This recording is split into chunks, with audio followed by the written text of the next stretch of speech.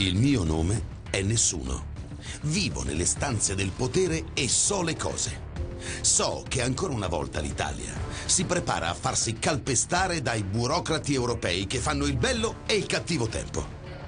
Giorgio Napolitano, con qualche anno di ritardo, sta per dimettersi. Matteo Renzi ha detto che Re Giorgio è il politico dell'anno.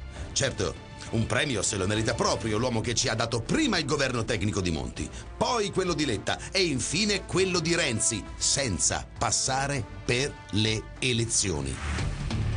L'uomo che è stato zitto quando il presidente della Commissione europea Juncker ha minacciato l'Italia dicendo: se l'Italia non procederà con le riforme annunciate, ci sarà un inasprimento della procedura sul deficit. Se alle parole non seguiranno i fatti, ci saranno conseguenze spiacevoli.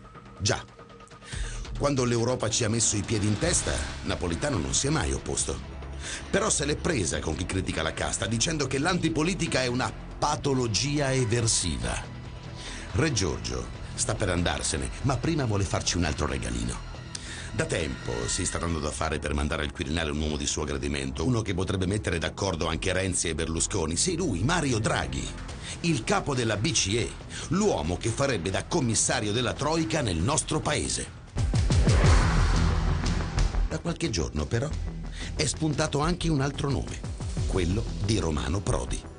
Lui smentisce, dice che al Colle non ci pensa, ma è una bugia. Anche se l'hanno trombato una volta, lui continua a voler salire al Quirinale. A Napolitano e a Berlusconi Prodi non piace. Loro vogliono Draghi. Ma per l'Italia, secondo voi, che cosa cambia? Assolutamente niente.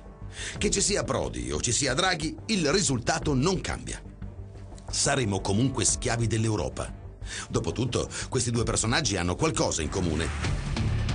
Nel 1992 erano tutti e due sul Panfilo Britannia per discutere con i rappresentanti della finanza internazionale la svendita dell'Italia.